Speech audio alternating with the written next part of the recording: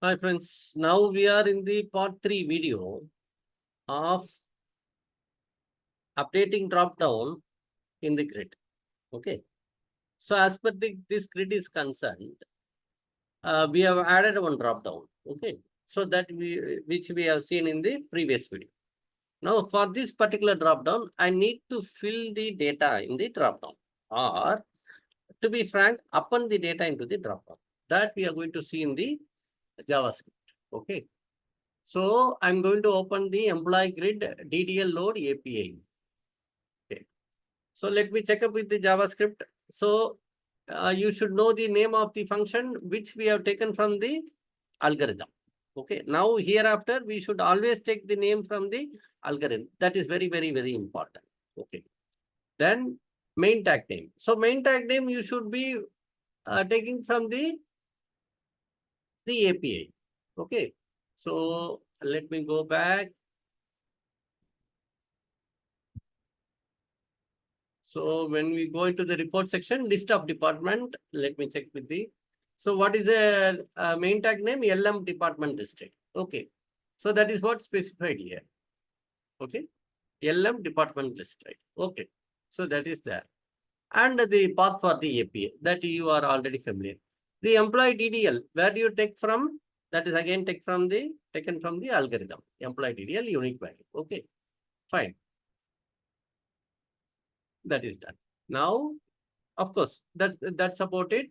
Now, the next part, after DDL, what need to happen? After DDL, I mean, data is filling, what need to happen? So we need to call the next function, that is grid load API, employee grid load API. Why? Because that is specified in the algorithm. So after this particular function execution, this particular function to be called. That's what we are specifying. Function after call universal function. So what is call universal function? Is a Ajax function. After execution of this one, this particular function JavaScript to be executed. Okay, so that's what we need to specify. Fine. So that we are doing it here. Okay, now what is our next part? Come down, you will see assign object. So we need to make true the assign object true. Then only it is possible. Generally, we append the data to the drop down using as an object. Then department list. Where do you take from the department list? It's a API. So it is specified in the API. So you can go here, go to the query SQL. So department list is the table name. That's what we specified here, and that we are going to use. Okay, fine. So that is done. Now comes the department, that name of the DDL. So DDL department is correct. Now what is this one stands for? Okay, this is something new which we have already done the department in the department add in the initial stage of the training program. Okay, in the videos, it might be in the second or third video, it should be where we created a department, but there we have not specified one. Why this one is required in the grid? Let me explain that.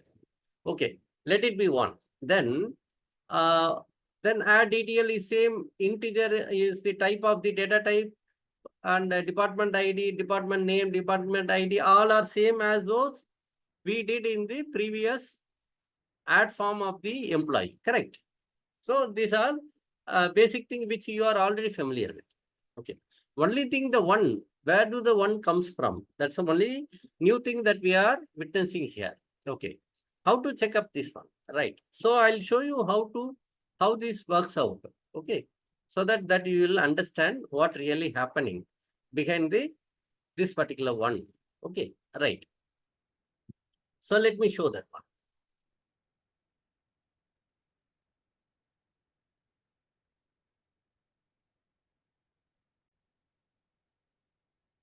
Now I need to find out the steps followed in the filling up the DDL. Right, that's the purpose. I mean, filling up the dropdown. That's the purpose we came to this particular form where we are trying to debug what are the steps involved in the function, JavaScript function. Okay. to first of all to search the function name. Okay, so the function name, I know that the function name is this one, employee grid DDL, DDL load API. Okay, so this is a function name, and I'll put N. So why this N? This searching will become more easier because the employee grid DDL load API will be in many places. When you put N, that means it ends with function and start with the employee. See, you could see that N is referred here. So automatically it goes to the starting of the function. So that's it makes the searching more easier. That's the purpose behind putting the N space and following the function name. So automatically it goes to the first line of the function. That is the function name. Okay. Now I'm going to give a breakpoint at start processing. Okay. So let me again refresh so that the cursor point, the breakpoint will occur here so that we will try to follow what is really happening. All right. Let me refresh, see what happens. Okay. So the first function, that is employee grid DDL load API. So we'll go back to the algorithm, see what happens. In the algorithm, as per our algorithm, once the function load, the first function called is employee grid DDL load API. That's what is getting displayed here. Fine. So this function is called, and we are in the first line of the function. Okay. So any JavaScript function will be having three modules. Let me, number one, the function.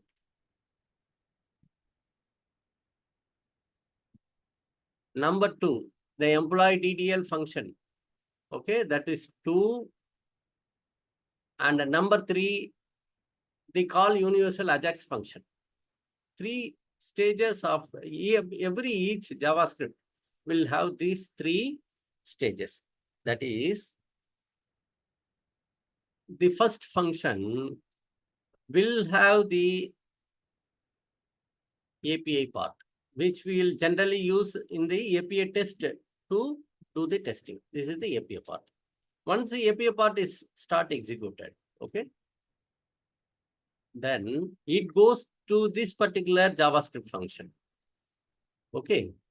So what this function does, it just call the API and does the whatever requirement we need. Okay. Then the third one is the call universal Ajax function. This is the final function in which we are going to do actual work. The remaining two are helpful to call the API. The third function is helpful in doing the actual work. Okay. So let me expand this one. So what happens? So here, appending the DDL happens here. Okay. So here where the DDL happens here. Okay. Now, what I'm trying to do is filling up the DDL. Now you could see the first row. Okay. You are able to see in the grid. You are able to see the first row whose value is, for example, if you take the department, okay, the drop-down department, whose value is department 1. That is DDL department 1. That is the name of this particular object. So I'm assigning the value to that particular department. So that's what really happening. See what happens. The DDL department 1 is getting appended with the data of the DDL text and other things. Okay. So what I'm going to do, I'm going to give a breakpoint here. Let me check what happened. So I have given two breakpoints. One is the starting point. The other one is the actual point where the appending of data happens. Right. So let me see what really happened. So I'll give F8, or I'll just click on the icon to activate F8. So the cursor comes to this append function. Let me check what is there in the DDL text. So the DDL text, first data of the API is available, computer science. And in the DDL value, what is the corresponding value for the computer science? 3. Both are available. Now the append DDL function, what it does, it appends the DDL department ID, department 1 with the above two values. Okay. So let me again click on the F8. Now the next row of the DDL is getting updated. Let us check. So what is the next row of the DDL is max and the DDL value. Okay. That is 2 are getting updated. So the next row is getting updated into the append function. Okay. Let me click on the third. Okay. Now what happens? The third value, science, is getting filled, and whatever the corresponding value of the science is getting filled. Of course, these are nothing but available in the API. In the database, whatever you fed in, that is getting displayed here, and that is getting added. So now that function is completed. What function? DDL upload function is completed.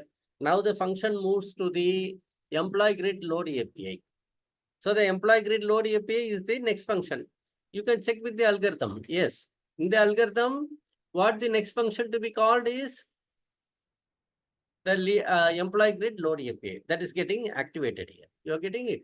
So that function is called. So now the data grid will be updated. So that's it. So every row is getting filled with the data, which we have seen in the previous video. So that's about the. So it makes a very clear picture how the DDL is filled in the first stage. Then each row of the grid is duplicated to create a new row, and the data is filled in the particular row. That is how the grid works. So this is basically a logic. You need not much worry about the JavaScript, whatever we have gone. But you should also understand what is happening at the JavaScript. So that you'll make you to think logically what need to be done in the next stage and how to go ahead with the forms. All those information, it gives a very clear picture, this particular video, and make you understand how to go ahead with that. Okay, fine. So with that, this video is completed. We will see in the next video, the part 4. Okay. Until then, take care.